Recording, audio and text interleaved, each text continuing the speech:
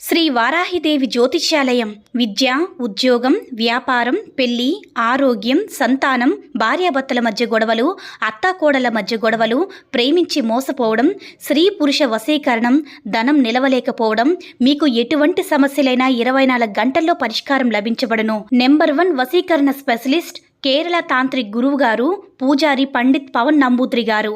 Phone number 9043637512. ఓం శ్రీ మాత్రే నమః. ఓం శ్రీ వారాహిదేవ్యే నమః. అమ్మవారి భక్తులందరూ కూడా నమస్కారం అండి. అమ్మవారి ఆశీర్వాదంతో, ఆ తల్లి చల్లని చూపుతో అందరూ కూడా సుఖంగా, సంతోషంగా, అష్టైశ్వర్య, ఆరోగ్య, అభివృద్ధితో ఉండాలని మనస్ఫూర్తిగా కోరుకుంటూ ఈరోజు ఈ వీడియోని మొదలు పెడుతున్నాను. రేపు శనివారం రోజు రాత్రి సమయంలో చీకటి పడిన తర్వాత 7 ఎండు మిరపకాయలతో ఇలా నీటిలో వేస్తే చాలు, కొన్ని నిమిషాల్లో మీ జీవితమే మారిపోతుంది. మీకుండే కష్టాలు, సమస్యలు తొలగిపోయి ధన సమస్యలు, దిష్టి దోషాలు, శత్రు బాధలన్నీ కూడా తొలగిపోతాయి. ఈ రోజుల్లో చాలామంది ధన సమస్యల వలన, అప్పుల బాధల వలన చాలా సతమతమైపోతూ ఉంటారు. మీకు ఏ విధమైన ధన సమస్యలు ఉన్నా సరే శనివారం రోజు ఈ పరిహారం చేసుకుని బయటపడవచ్చు. ధన సమస్యలే కాదు, దిష్టి దోషాలు ఉన్నవారు కూడా ఈ పరిహారం చేసుకోవచ్చు. కొంతమంది ఎక్కువగా దిష్టి తగులుతూ ఉంటుంది, దాని వలన ఎక్కువగా అనారోగ్య సమస్యలు వస్తాయి. పిల్లలు సరిగ్గా తిండి తినరు, చిక్కుపోతూ ఉంటారు, ఏ పని చేసినా కలిసి రాదు. ఇలా దిష్టి దోషాలు ఉన్నవారు ఈ పరిహారాన్ని చేసుకోవచ్చు. శత్రు బాధలు ఉన్నవారు, ధన సమస్యలు ఉన్నవారు, దిష్టి దోషాలు ఉన్నవారు, ఇలా వారందరూ కూడా ఈ పరిహారాన్ని చేసుకోవచ్చు. ఎందుకంటే మిరపకాయలకు చాలా శక్తి ఉంది. మిరపకాయలకు శక్తి సంబంధించిన హోమాలలో వాడుతూ ఉంటారు. వంటల్లో ఎండు మిరపకాయల్ని విరివిరిగా వాడుతూ ఉంటారు. భారతీయ వంటకాల్లో కారం లేకుండా ఊహించడం కష్టం. ఒకవైపు నోరు మండిపోతున్నా మంచినీరు త్రాగుతూ మరియు వంటలను, ఊరగాయలను ఆస్వాదిస్తూ ఉంటారు. అయితే మారుతున్న జీవన ప్రమాణంలో భాగంగా ఆహార అలవాట్లు కూడా మార్పులు వస్తాయి. దీంతో కారం ఎక్కువగా తింటే కడుపులో మంట వస్తుందని రకరకాల కారణాలతో కారం తినడం తగ్గించారు చాలామంది. కానీ కారం తింటే ఆరోగ్యానికి మంచిదే అంటూ అమెరికా పరిశోధకులు కూడా తెలిపారు. మిరపకాయలు తినేవారిలో క్యాన్సర్, హృదయ సంబంధిత వ్యాధులతో సహా మరికొన్ని వ్యాధుల తీవ్రతను తగ్గిస్తుందని తమ అధ్యయనంలో తేలినట్టు ప్రకటించింది. ఆరోగ్యపరంగా మిరపకాయలకు ఎంతో ప్రాముఖ్యత ఉంది. నిమ్మకాయలు, మిరపకాయలతో కలిపి చాలామంది కూడా ఇంటి ముందు పెడుతూ ఉంటారు.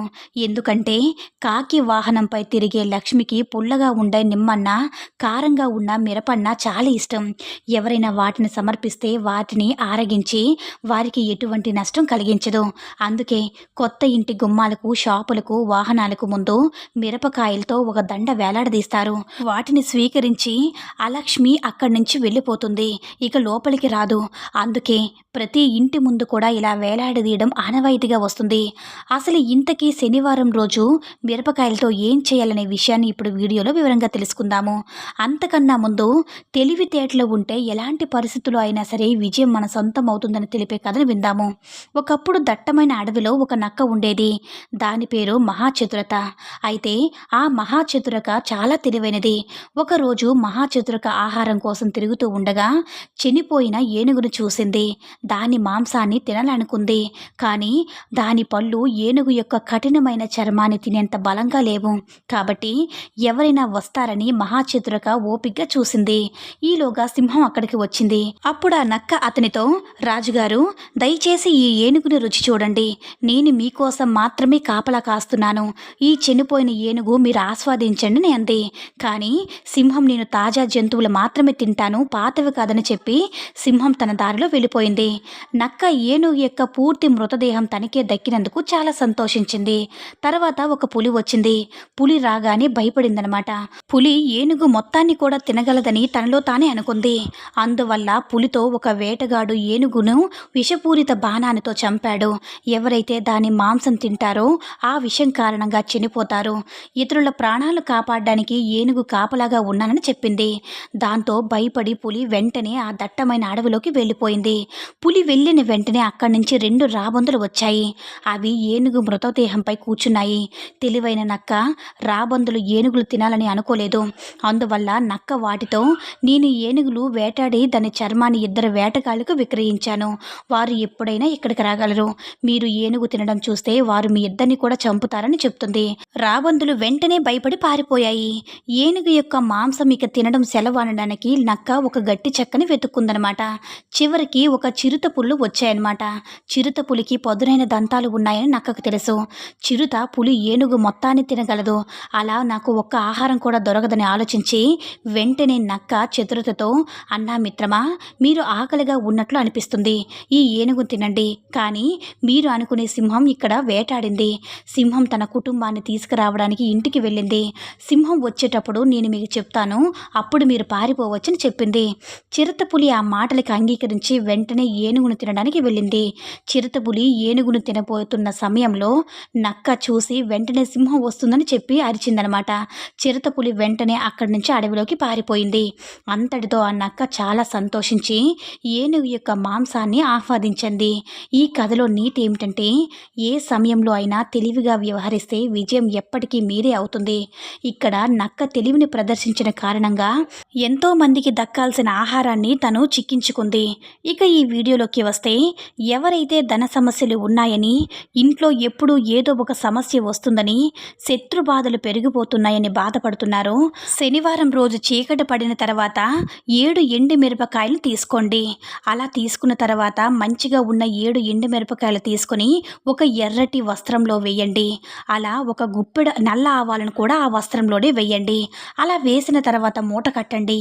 ఆ తర్వాత ఈ మూటను మీ పూజా మందిరంలో మీ ఇష్టదైవం ముందు పెట్టి మీకుండేటటువంటి సమస్యలన్నీ కూడా పోవాలని సంకల్పం చెప్పుకోండి. ఈ ప్రక్రియ అంతా కూడా అయిన తర్వాత, అంటే శనివారం రాత్రి సమయంలో చేస్తున్నాం కదా, మళ్ళీ మరునాడు ఉదయం స్నానం చేసుకొని మీరు పూజ గదిలోకి వెళ్ళిన తర్వాత, అంటే ఆ ఎర్రటి మూటను మీకు మీరే దిష్టి తీసుకోండి. అంటే 11 సార్లు సవ్య దిశలో, 11 సార్లు అపసవ్య దిశలో దిష్టి తీసుకోవాలి. అలా దిష్టి తీసుకున్న తర్వాత ఆ మూటను ఏదైనా, అంటే ఎవరైనా తొక్కని ప్రదేశంలో కానీ లేదంటే పారే నీటిలో కానీ వేసేయండి. అంతేనండి ఈ పరిహారం. ఇలా ఈ పరిహారం కనుక చేసుకున్నట్లయితే మీకుండేటటువంటి నరదృష్టి, నరఘోష, చెడు పీడలు, చెడు కలలు అన్నీ కూడా తొలగిపోతాయన్నమాట. మీరు ఏదైతే కోరుకుంటారో కోరికలన్నీ కూడా నెరవేరుతాయి. వద్దన్నా ధనం వస్తూనే ఉంటుంది. దిష్టి దోషాలు పోతాయి, ధన సమస్యలు పోతాయి. ఇలా ఈ పరిహారాన్ని చేసుకున్న తర్వాత, మీకు మీరే దిష్టి తీసుకున్న తర్వాత పారే నీటిలో కానీ ఎవరు తొక్కని ప్రదేశంలో వేసిన తర్వాత మీ ఇంట్లోకి వచ్చేటప్పుడు కాలు చేతులు శుభ్రంగా కడుక్కుని ఇంట్లోకి వచ్చేయాలి. అంతే. ఇలా చేసుకున్నట్లయితే మీకు ఉండేటటువంటి ధన సమస్యలు, అప్పుల బాధలు, ఆర్థిక సమస్యలు అన్నీ కూడా తొలగిపోతాయి. కాబట్టి ప్రతి శనివారం కూడా, అంటే ఇలాగే 7 శనివారాలు కనుక చేసుకున్నట్లయితే మీ ఇంట్లో ఉండేటటువంటి దిష్టి దోషాలన్నీ కూడా తొలగిపోతాయి. నెగిటివ్ ఎనర్జీ అంతా కూడా తొలగిపోతుంది. కాబట్టి రాత్రి 12 లోపు రహస్యంగా ఎవరికీ తెలియకుండా 7 ఎండుమిరపకాయలు, గుప్పెడ ఆవాలతో ఈ పరిహారం చేసుకుని అమ్మవారి యొక్క ఆశీర్వాదాన్ని పొంది సంతోషంగా జీవించండి. ఈ వీడియో కనుక నచ్చినట్లయితే మరికొంతమంది అమ్మవారి భక్తులకు రీచ్ అయ్యేలా షేర్ చేసి లైక్ చేయండి.